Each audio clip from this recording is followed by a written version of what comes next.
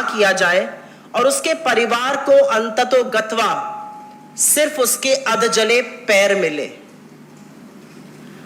उसकी मां चीख चीख कर बोलती रही ऐसा ना करो, लेकिन दुष्कर्मियों ने उसकी एक ना सुनी और बजाय उस बेटी को, उस परिवार को न्याय दिलाने के, आज मोदी जी, अमित शाह जी और सरकार दमन पर आमादा है।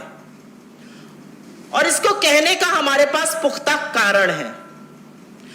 जब राहुल गांधी जी 4 अगस्त को बुलंदी के साथ उस बेटी के लिए न्याय की आवाज उठाते हैं, उसके शोक संतप्त परिवार को गले से लगाते हैं, उसके आंसू पोंछते हैं, उनका हौसला बढ़ाते हैं, तो सरकार को आपत्ति होती है। सरकार के तमाम बददिमाग प्रवक्ता, सरकार के मंत्री, सरकार की पूरी ट्रोल आर्मी, इन सब को कुछ कष्ट होता है। लेकिन सच तो यह है कि यह हादसा प्रधानमंत्री आवास से महज 24 किलोमीटर की दूरी पर हुआ। 9 साल की एक दलित बच्ची के साथ जो जघन्य अपराध हुआ, 8 दिन बाद प्रधानमंत्री महोदय ने उस पर एक शब्द नहीं बोला है। गृह मंत्री अमित शाह, जिनके अधीन दिल्ली पुलिस है, उन्होंने इस पर एक शब्द नहीं बोला है। शब्द बोलना तो दूर, सहानुभूति तक वक्तव्य नहीं दिया गया है। आंसू पूछना भी दूर की बात है, क्योंकि ना न्याय का आश्वासन दिया गया है, ना परिवार की टोह ली गई है। पर सच तो यह है कि जब राहुल गांधी उस परिवार के साथ खड़े हो जाते हैं, तो न्याय तो आपको देना ही पड़ेगा मोदी जी, उससे आप बचकर जा नहीं पाइएगा। पर हां, एक प्रधानमंत्री होने के कारण आपकी चुप्पी निंदनीय है। ये जो सुई पटक सन्नाटा नई दिल्ली में आपकी सरकार ने रखा हुआ है, वो चीख चीख कर आपसे पूछ रही है कि आप चुप क्यों हैं। आपके खोखले नारों की धज्जियां आपकी चुप्पी उड़ा रही है। आज देश की बेटी के साथ एक बार फिर दुष्कर्म हुआ है। देश की राजधानी में एक फिर निर्भया आई है और यह देश आपकी चुप्पी से परेशान है, आपकी चुप्पी से व्यथित है। आज समय था कि आप मिलते विपक्ष के साथ, आज समय था आपसी मतभेद बुलाकर न्याय की दलील देते, न्याय की बात करते, इन दरिंदों को एक मैसेज देते कि हमारी बेटियों के साथ ये नहीं हो सकता है और निर्भया इस देश में नहीं बच सकती हैं। लेकिन आपने ऐसा नहीं किया। आपकी तुच्छ राजनीति फिर भी बाज नहीं आई। अपनी पालतू दमनकारी पुलिस से आपने ट्विटर को डराया, धमकाया और राहुल जी की एक ट्वीट को डिलीट कराया, उनके अकाउंट को ब्लॉक कराया। पर यह आपकी निडरता नहीं, यह आपकी कायरता दिखाता है कि आप कैसे एक संवेदनशील व्यक्ति से, कि आप कैसे उस व्यक्ति से जो हौसला रखता है आंसू पोंछने का डरते हैं, क्योंकि यह करने की जरूरत आपको नहीं पड़ती। और यह मुद्दा सिर्फ राहुल गांधी जी के ट्विटर अकाउंट के साथ खिलवाड़ का नहीं है, यह मुद्दा आपकी चुप्पी का है, एक दलित गरीब बेटी के दमन का है। क्योंकि सच तो यह है कि national commission for scheduled caste भी वहां पर 2 तारीख को गया था, 2 अगस्त को, और उसमें आप ही के तमाम नेता थे। कुछ का नाम मैं ले देती हूं। उसमें विजय सांपला जी थे, अंजू बाला जी थी और तमाम आपके नेता थे। अरुण हल्दर जी थे, सुभाष पारदी जी थे, और आज भी उनके ट्विटर अकाउंट पर वहां की फोटो, उनके परिवार की फोटो लगी हुई है। यह मैं 2 अगस्त की बात कर रही हूं। आपकी पूर्व सांसद और national commission for scheduled caste की मेंबर अंजू बाला जी ने ट्वीट किया 3 अगस्त को और फोटोग्राफ्स के साथ, वहां पर भी परिवार की पिक्चर है। और तो और तमामों ऐसे ट्विटर हैंडल हैं जहां पर परिवार की पिक्चर है, क्योंकि ये परिवार सड़क पर उतरकर बिलख बिलख कर, चीख चीख कर न्याय मांग रहा है। इनके चेहरे छुपाने की कोशिश जो आप कुत्सित कर रहे हैं, वो कहीं ना कहीं इनके दमन की तैयारी आप कर रहे हैं। लेकिन अकाउंट ब्लॉक होता है, ट्वीट डिलीट सिर्फ राहुल गांधी जी का ही क्यों होता है? और मैं एक बात और पूछना चाहती हूं, जो national commission for scheduled caste है, वो तो संविधान की बनाई हुई एक संस्था है। जो उन्होंने 2 तारीख को दिखाया, जो उन्होंने 3 तारीख को दिखाया, अगर 4 तारीख को राहुल गांधी जी ने दिखाया तो इसमें क्या गलत था? उनके ट्वीट आज भी हैं, उनके अकाउंट से एक भी खिलवाड़ नहीं हुआ है, लेकिन राहुल गांधी जी के खिलवाड़ क्यों होता है? और 4 अगस्त को ऐसा क्या गलत हो जाता है दिखाना, जो 2 और 3 को ऑलरेडी दिखाया जा चुका था? मुझे लगता है इस मंच से मैं अपने सहयोगियों के साथ यह जरूर पूछना चाहती हूं कि दिक्कत क्या है। दिक्कत राहुल गांधी जी का उस परिवार के साथ खड़े रहना है, या दिक्कत और आपत्ति एक बेटी के साथ ऐसा हो जाना है, और खासकर की ऐसी बेटी जो वंचित है, शोषित है, दलित है और गरीब है, और शायद इसी सब की कीमत उसको चुकानी पड़ी। एक न्याय की गुहार लगाती मां को, एक न्याय मांगते पिता को अगर राहुल गांधी जी ने गले लगा लिया तो ऐसा क्या गलत किया? आप ट्विटर को डराकर उनकी एक ट्वीट तो डिलीट कर सकते हैं, लेकिन जो करोड़ों लोग ट्विटर पे बोल रहे हैं, हम सब लोग यहां पर बैठकर जो ट्विटर पर, अन्य प्लेटफॉर्म पर, सड़कों पर इस सवाल को उठा रहे हैं, आप किस किस का दमन करिएगा? और मैं ट्विटर के इस मंच से, ट्विटर से भी कहती हूं, आप किस किस के ट्वीट डिलीट करिएगा? और ये सिलेक्टिव आउटरीच, ये सिलेक्टिव एक्शन किस तरह से जस्टिफाई करता है ट्विटर भी, ये भी पूछना जरूरी है।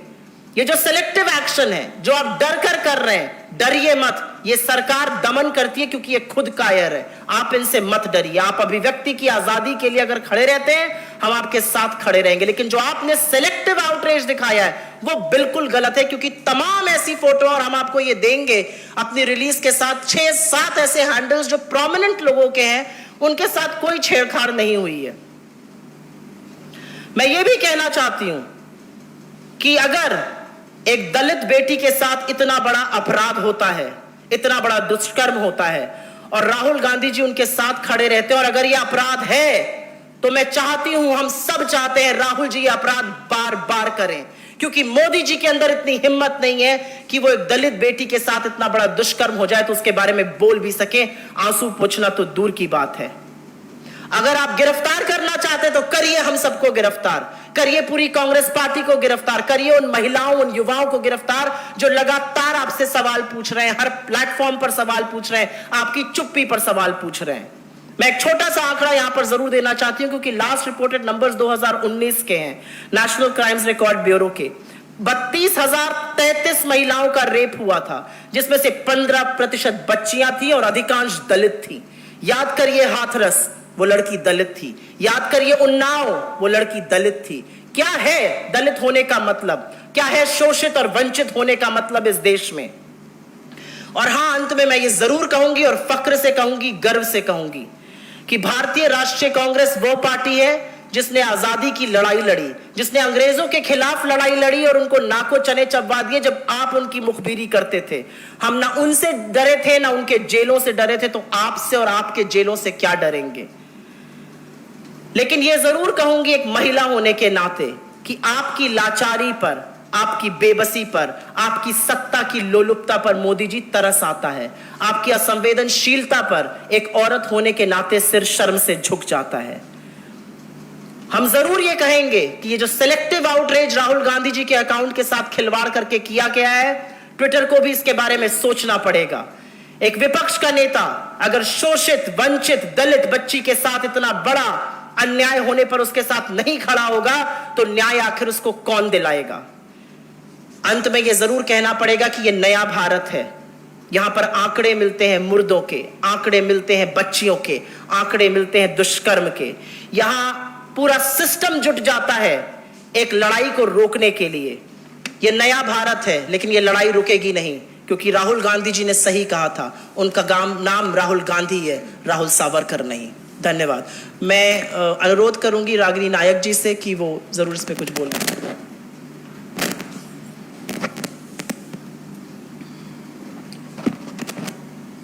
नमस्कार।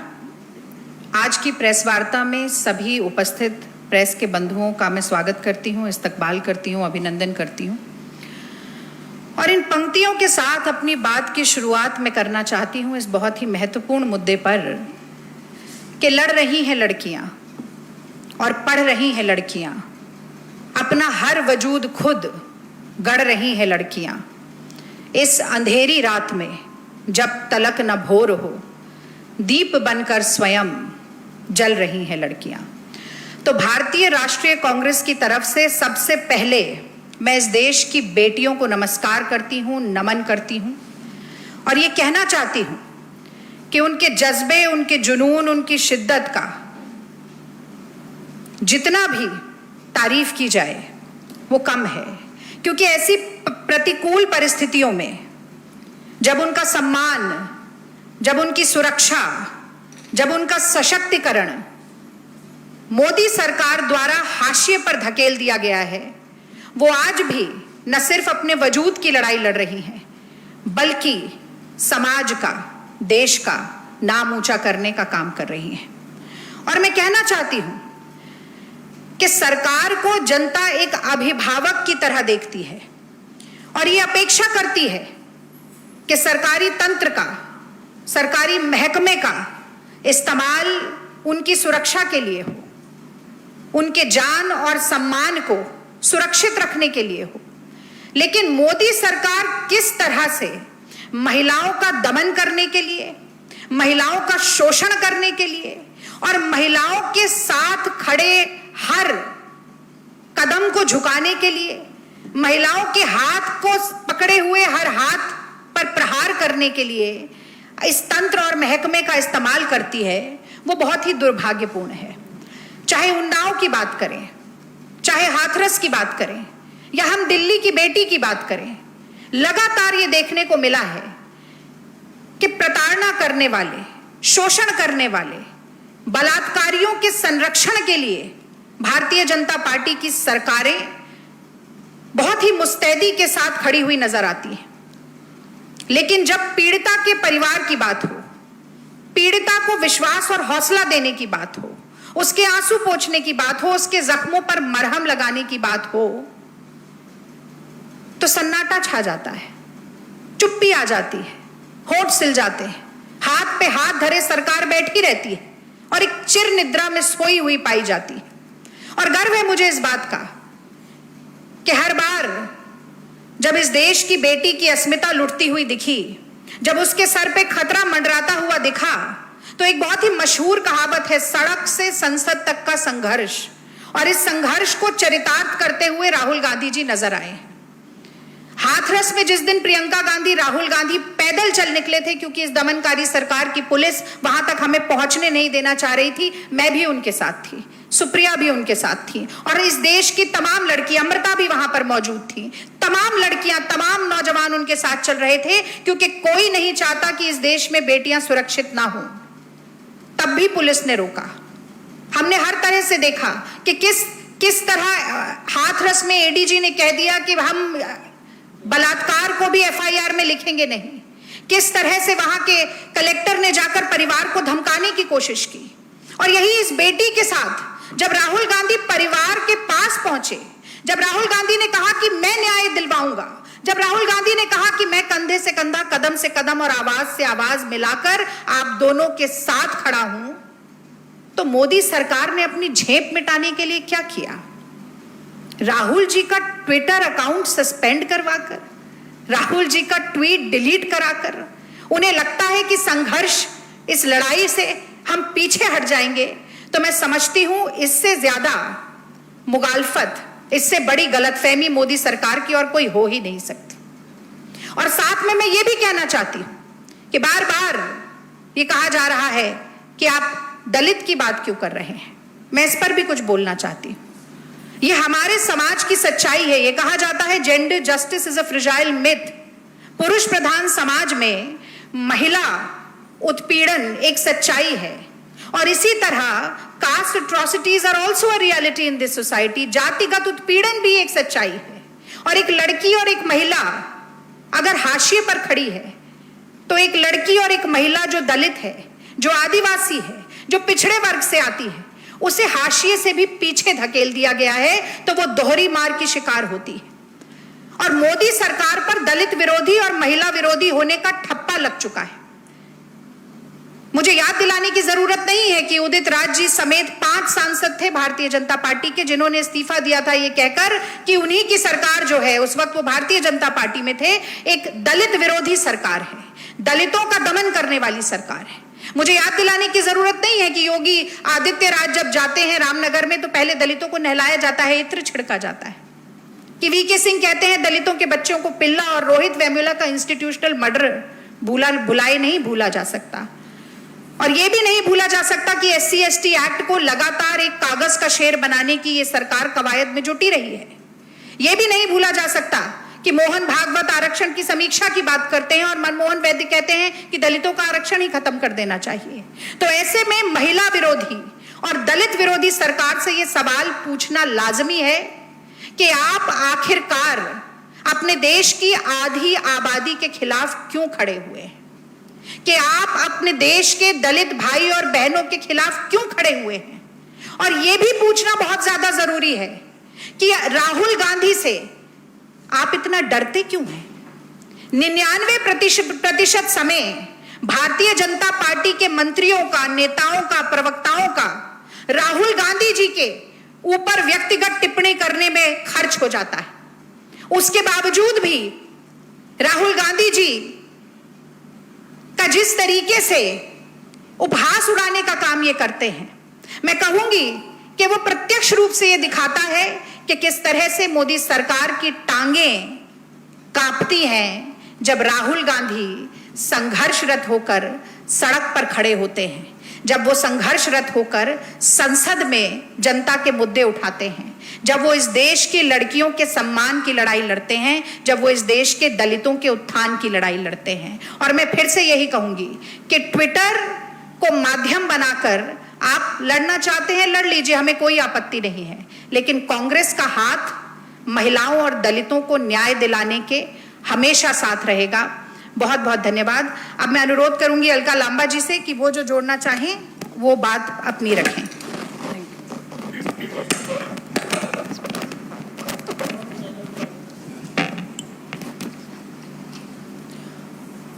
धन्यवाद आप सभी का। और गंभीरता आप समझ रहे होंगे कि क्यों हम चारों इस समय पर आपके माध्यम से अपनी बात कहने के लिए मजबूर हुए हैं। एक तरफ भारत की बेटियां ओलंपिक में, हॉकी के में और दूसरे खेलों में नाम रोशन कर रही थी, वहीं भारत की राजधानी दिल्ली के अंदर उसी समय जब नजर एक तरफ ओलंपिक में बेटियों पर थी और वहीं पर दरिंदे हमारी 9 साल की बच्चियों को नोचकर उनकी हत्या कर रहे थे। उम्मीद की जा रही थी कि संसद का सत्र भी उसी समय चल रहा है। जरूर उस संसद के सत्र में खास तौर से 11 महिला सांसद मंत्री जो हैं, जरूर सदन के पटल पर जो देश में महिलाओं के प्रति एक गंभीर हालात पैदा, चिंताजनक हालात पैदा हो रहे हैं, उस पर चर्चा मांगेंगे। पर दुख की बात है उन्होंने चर्चा नहीं की, ना चर्चा मांगी। एक महिला सांसद से जब पूछा गया कि इस मामले को आप गंभीरता से क्यों नहीं सदन में उठाती, तो उन्होंने कह दिया ओम बिरला जी से पूछिए जाकर। वहीं पर जब हम 9 साल की दलित बेटी के बलात्कार के बाद हत्या की बात करते हैं, तो वही की महिला सांसद केंद्र में मंत्री भी है। आज 9 दिन हो गए, आप ही की पार्लियामेंट है नई दिल्ली, आप सांसद हैं, आप महिला मंत्री हैं, आपने क्यों वहां पर जाने की हिम्मत नहीं दिखाई? क्या देश के प्रधानमंत्री नरेंद्र मोदी जी ने अपनी 11 महिला मंत्रियों को आदेश नहीं दिया, इसीलिए किसी ने हिम्मत नहीं की कि सदन में उठाएं या वहां जाकर मिले किसी को? लेकिन देश के प्रधानमंत्री जी ने 11 महिला सांसदों को यह जरूर कह दिया, जो उन्हीं के मुंह से, महिला सांसदों के मुंह से हमने सुना, कि जाइए दिल्ली हाट में मेला लगा है, जाकर शॉपिंग करिए। और हमारी सारी महिला मंत्री सांसद हमें दिल्ली हाट में मिलती हैं शॉपिंग करते हुए। लेकिन उसी चंद कदमों की दूरी पर राजधानी दिल्ली, राज्य का मामला नहीं है, राजधानी दिल्ली में जब बैठे हैं तो देश का आईना है राजधानी दिल्ली। देश के गृह मंत्री के अधीन है यहाँ की पुलिस और कानून व्यवस्था। जब यहाँ पर हालात ऐसे हैं तो आप सोच सकते हैं कि हमारी बच्चियां, महिलाएं, उनके हालात देश के दूर दराज के इलाकों में क्या हो रहे हैं, क्या उन्हें न्याय मिल रहा होगा? हमें गर्व है अपने नेता श्री राहुल गांधी जी पर। सबसे पहले पहुंचने वाले अगर कोई नेता थे और वहां जाकर ये कहने वाला अगर कोई नेता था कि मैं मदद करने आया हूं, मैं न्याय दिलाने आया हूं, तो वो शब्द हमारे नेता श्री राहुल गांधी जी पर थे। अगर किसी भी राजनीतिक दल के नेता ने अपने सांसद को कहा हो कि इस मुद्दे को आपको सदन में उठाना है, तो वो नेता श्री राहुल गांधी जी थे। वो सांसद राज्यसभा के कांग्रेस के थे, शक्ति सिंह गोहिल जी। 4 अगस्त को, 1 अगस्त को यह मामला होता है, 4 अगस्त को शक्ति सिंह गोहिल जी इस मामले को राज्यसभा में उठाते हैं, क्योंकि हमारी पार्टी इस बात की गंभीरता को जानती है। लेकिन मुद्दे से भटकाने के लिए पूरा मुद्दा कुछ भी हो, आपका टारगेट हमेशा श्री राहुल गांधी जी पर आ जाता है। कोई भी मुद्दा आप उठाकर देखिए, टारगेट श्री राहुल गांधी जी पर आ जाता है। आज बहुत ही शर्म और चिंता वाले हालात है और मुझे लगता है हम चुप अब नहीं बैठ सकते हैं। अभी भी पार्लियामेंट का सदन जो है आज संडे है, कल फिर चलेगा। दोबारा से हम निवेदन करें, कुछ भी कहें, 11 महिला सांसद हैं, आगे बढ़कर मिलकर कांग्रेस की भी जो महिलाएं हैं सांसद हैं, स्पीकर को मुझे लगता है खुद ही पहल करके इस पे चर्चा के लिए महिला सांसदों को आमंत्रित करना चाहिए कि बात खाली दिल्ली की नहीं है। मैं सिर्फ आपको आज ही के हालात अखबार सुबह की जो पढ़ी और मैंने सुबह 5 बजे उठकर 6 बजे ट्वीट किए।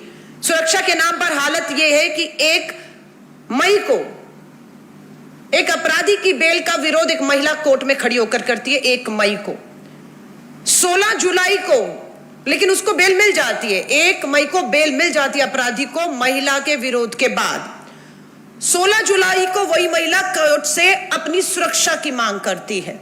जज आदेश करती है एसएचओ को कि आपको महिला की सुरक्षा सुनिश्चित करनी है, और 4 अगस्त को पता लगता है कि महिला की हत्या कर दी गई है।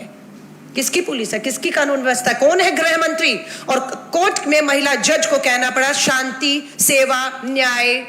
ये नारा झूठा साबित होता हुआ दिख रहा है। बहुत बड़ी बात है। महिला कांस्टेबल, दिल्ली का मामला है, राजधानी दिल्ली, गृह मंत्री जी के नाक के नीचे चल रहा है। महिला कांस्टेबल को घसीटा गया, बलात्कार किया गया, उसकी तस्वीरें ली गई, उसे ब्लैकमेल करता रहा गया, वही दिल्ली पुलिस के ही एक सब इंस्पेक्टर द्वारा। ये दिल्ली पुलिस के अंदर चल रहा है। हमें सुरक्षा देने वाली अगर महिला पुलिस ही सुरक्षित नहीं है, क्या उम्मीद रखें हम लोग उस पुलिस से जहां की अपनी महिला पुलिस सुरक्षित नहीं है और गृह मंत्री मौन धारण बैठे हुए हैं। सवाल सिर्फ 2 उठते हैं, डर क्यों नहीं है? 7 साल हो गए आपको सत्ता में आए हुए, डर क्यों नहीं है? हम पूछना चाहते हैं, क्या कारण है अपराधियों में डर नहीं है? दूसरा, हर बार कार्रवाई में देरी क्यों की जाती है?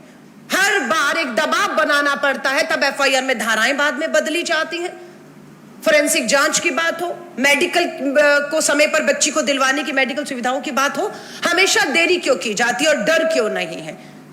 ये इसलिए नहीं है, और जब ये नहीं होगा तो अपराध भी नहीं रुकेंगे। और सबकी नजर पार्लियामेंट चल रहा है, नजर है। अगर पार्लियामेंट के इस पूरे सत्र में महिलाओं की सुरक्षा का मुद्दा नहीं उठता, चर्चा नहीं होती है, तो आप सोच लीजिए अपराधियों के हौसले बुलंद होते हैं इससे। और जो न्याय की आस में बैठी बेटियां, लाखों बेटियां हैं, कहने को फास्ट ट्रैक कोर्ट है। अभी एक और मामला आपको बता रही हूं, ये मामला मुनीर का मामला हमारी दिल्ली का ही है। 7 और 9 साल की बेटियों का बलात्कार 2014 में होता है। मामला कहने को फास्ट ट्रैक कोर्ट में चलता है, लेकिन फैसला 7 साल बाद 2021 में आ जाता है। 7 और 9 साल की बेटी का लगातार बलात्कार सामूहिक होता रहा, फैसला 7 साल बाद। कहने की फास्ट ट्रैक कोर्ट्स हैं आपकी? कितने जजेस की कमी है, कितने फास्ट ट्रैक कोर्ट की कमी है? उन कमियों को 7 साल में आपने क्यों पूरा नहीं किया है, ताकि बेटियों को समय रहते न्याय मिले?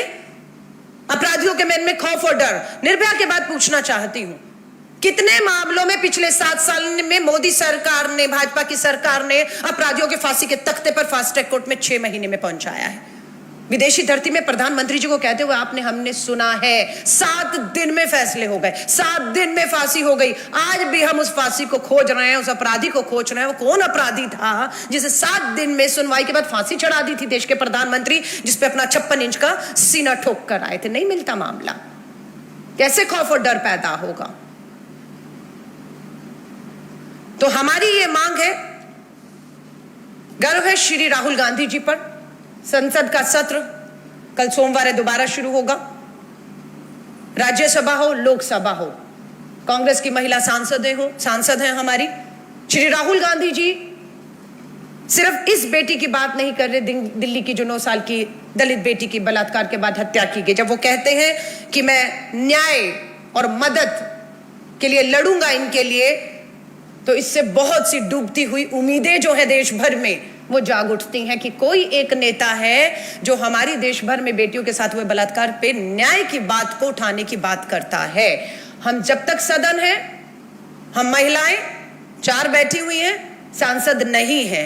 किसी भी हाउस में हम 4 सांसद नहीं हैं, पर यह बात को साफ कर देना चाहते हैं, संसद का सत्र चल रहा है। हम सदन के सत्र जब तक चलेगा तब तक इसके अंदर हम इस पर चर्चा की मांग करेंगे कि 1 दिन का पार्लियामेंट सेशन पूरी तरह महिलाओं को और उनकी सुरक्षा को समर्पित करते हुए एक दिन पूरा सेशन जो है समर्पित करिए और अपनी जो है आप नियत को दिखाइए कि आप भी चाहते हैं कि एक दिन पूरा महिला जो है को समर्पित होते हुए, उनकी सुरक्षा को समर्पित होते हुए कहां कमियां हैं, क्या कैसे दुरुस्त करना है, क्या उसका टाइम फ्रेम होगा, इस सब पर हम उम्मीद करते हैं। और आपको बता रहे हैं, सदन के अंदर हो या सदन के बाद, सदन के बाहर सड़क पर हमारी जैसी महिलाएं भी कांग्रेस नेता श्री राहुल गांधी जी से मिले दिशा निर्देश के ऊपर आंदोलित रहेंगी तब तक जब तक बेटियों को इस सरकार से न्याय नहीं मिल जाता है। धन्यवाद। मैं अनुरोध करूंगी अमृता धवन जी से, महिला कांग्रेस की दिल्ली की अध्यक्ष, वो अपना वक्तव्य। नमस्कार साथियों, जैसा मेरे सभी साथियों ने आपके सामने रखी है विस्तार में पूरी तरह से बात, मैं ये जरूर कहना चाहूंगी कि मोदी जी के नए भारत में एक तो बेटी होना पाप है, ऊपर से दलित बेटी होना महापाप है। क्योंकि जब जब इस देश की शोषित वंचित वर्ग की किसी बच्ची के साथ बलात्कार होता है या जघन्य अपराध होता है तो पूरी व्यवस्था लग जाती है उस बेटी और उसके परिवार को कलंकित करने के लिए। सरकारों पे भरोसा नहीं रहा है और जिस तरीके से इस देश के लोकतंत्र का लगातार अनादर किया जा रहा है वो पूरा विश्व देख रहा है। ऐसा क्यों होता है कि जब भी किसी शोषित वर्ग की बच्ची के साथ कोई अन्याय होता है तो पुलिस का सहारा लेकर यह सरकार उस बच्ची की आवाज को दबाने में लग जाती है और अगर कोई इसके खिलाफ आवाज उठाता है तो उनके ही खिलाफ मुकदमा दर्ज कर दिया जाता है। राहुल गांधी जी एक ऐसे इस देश के एकमात्र नेता हैं जो देश के शोषित वर्ग की आवाज हमेशा उठाते हैं, चाहे वो महिलाएं हों, चाहे वो किसान हो, चाहे मजदूर हो। ऐसा कोई शोषित वर्ग नहीं है जो इस उम्मीद में नहीं रहता कि अगर उनको न्याय मिले तो उसकी न्याय में कांग्रेस की आवाज शामिल हो। आज ये सवाल जो हम सभी सहयोगी यहां पर कर रहे हैं, हम सब ने हाथरस देखा किस तरीके से इंस्टीट्यूशनल किलिंग की गई और आज भी हर किसी चौथे पांचवें दिन इस देश के अंदर हाथरस होता ही चला जा रहा है। जो दिल्ली के अंदर हुआ वो बहुत ही शर्मनाक है और मैं मानती हूं कि जिस तरीके से मां बाप पर दबाव डाला गया, जिस तरीके से लिपापोती करने का प्रयास किया गया और शुरुआत में दिल्ली पुलिस द्वारा यह दिखाने की कोशिश हुई कि डेथ बाय नेग्लिजेंस है। हमारे नेता राहुल गांधी जी अगर इस आवाज को नहीं उठाते तो शायद यही जो है किसी और केस की तरह दबकर रह जाता।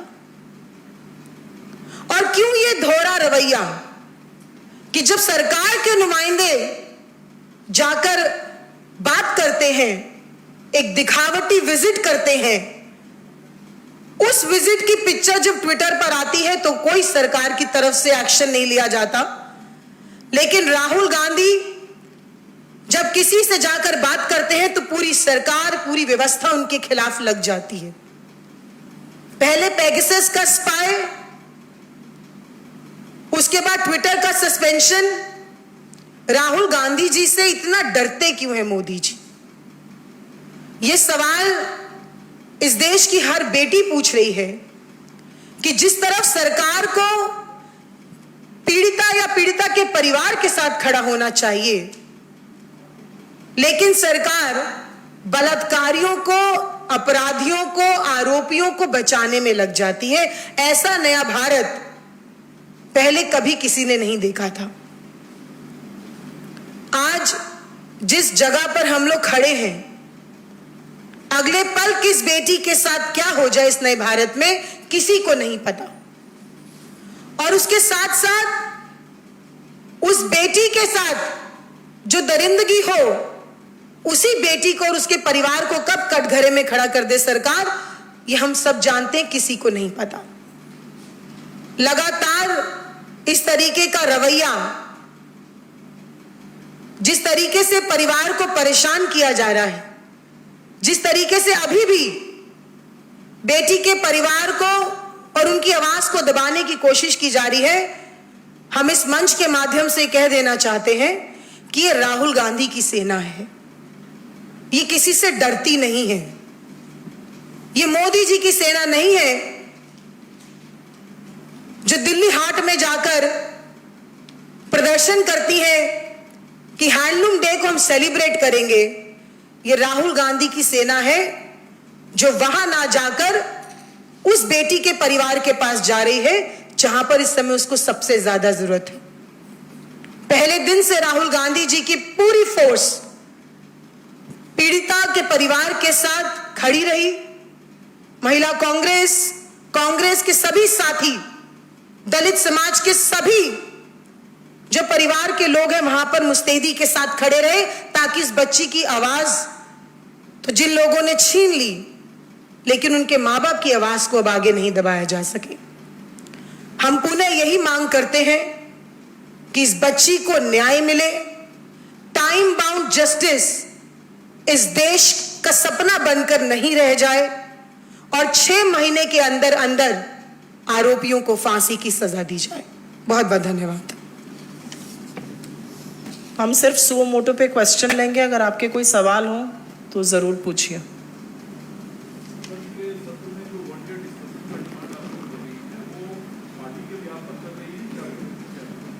फिर से बोलिएगा लास्ट वाला, वो समझ गई। लास्ट लाइन क्या थी? पार्टी के ऐसा है, हमारी सबसे पहले तो डिमांड भी है और सबसे पहले हम ये जानना भी चाहते हैं कि आपके घर से 24 किलोमीटर दूर एक दूसरी निर्भया कांड हुआ है, प्रधानमंत्री मौन कैसे हैं? प्रधानमंत्री रात को नींद से सो कैसे रहे हैं? गृह मंत्री की कान पे जूं क्यों नहीं रेंग रही है? हमारी सबसे पहली डिमांड यह है कि मोदी जी अपनी चुप्पी तोड़िए, क्योंकि आपकी चुप्पी, आपका सुई पटक सन्नाटा आज देश को परेशान कर रहा है। दिल्ली शहर में, देश की राजधानी में इतना बड़ा कांड हो जाता है और सरकार की तरफ से एक शब्द नहीं बोला जाता है, एक वक्तव्य नहीं है, एक सहानुभूति का शब्द नहीं है। और जो सहानुभूति दिखाता है, जो न्याय में उस परिवार के साथ खड़ा है, उसके दमन करने पर आप उतर आए हैं। आप गंदी ओछी रेप वर्सेस रेप की राजनीति करिएगा। यह सिर्फ कांग्रेस पार्टी का मुद्दा नहीं है। तो मैं चाहती हूं कि आप पत्रकार बंधु भी इसको कांग्रेस बनाम भाजपा बिल्कुल मत बनाइए। और इसीलिए हम सब ने शुरू में कहा कि राहुल गांधी जी की चाहे ट्वीट हटा देना या उनका अकाउंट ब्लॉक कर देना एक बड़ा मुद्दा है, वो विपक्ष की सशक्त आवाज है। ये सेलेक्टिव तरह से जो ट्विटर ने किया, हम उसकी भी निंदा करते हैं और कार्रवाई की मांग करते हैं। लेकिन हम सब एक आवाज में पूछते हैं, क्या मोदी जी को, उनके गृह मंत्री को, उनकी सरकार को, उनकी तमाम महिला मंत्रियों को कोई फर्क नहीं पड़ता है? ये क्या हो रहा है इस देश में? हमारी सबकी सबसे पहली डिमांड है, मोदी जी इस पर वक्तव्य दें, इसको संज्ञान में लें। चुप्पी आपकी इस देश की महिलाओं को, बेटियों को बर्दाश्त नहीं है।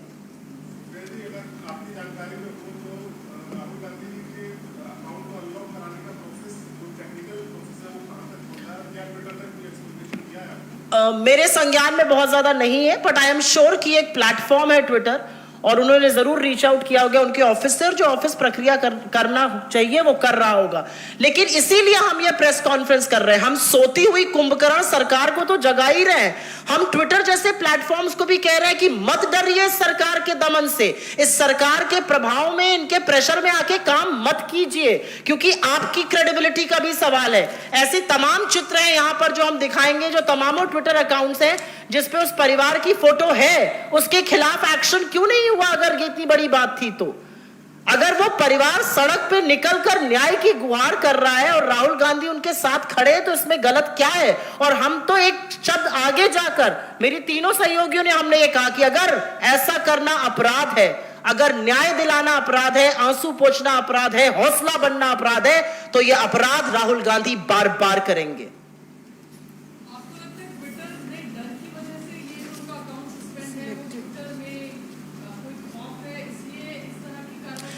मैं मोदी सरकार के चाल चरित्र को बहुत अच्छे से जानती हूं। उनका चाल चरित्र अपनी एजेंसी से डराना, धमकाना, प्रभाव करना, पैदा करना, प्रेशर, ये उनका चाल चरित्र है। और इसीलिए मुझे ऐसा लगता है और तमाम लोगों को ऐसा लगता है कि ये प्रेशर में लिया हुआ एक स्टेप है। और इसी से यहां we are highly enraged with what has happened because this is extremely selective. I can rattle off 10 accounts, 10 handles that have pictures, but that is not the point. The point is that a Dalit girl, a very poor child, a 9-year-old child has been gang raped, burnt alive. All that the parents have got are parts of her legs. Can you imagine how traumatizing that must be? And somebody who wants to stand with that family and assure justice, you drop his tweet and block his account. So to Twitter I will say, डरो मत, ये डरा नहीं सकते हमें। Thank you very much. आशा करती हूँ आप हम लोगों की बात को जरूर छापेंगे और दिखाएंगे। ये महिला अस्मिता और सुरक्षा का मामला और इसको बहुत गंभीरता से लेना चाहिए। धन्यवाद।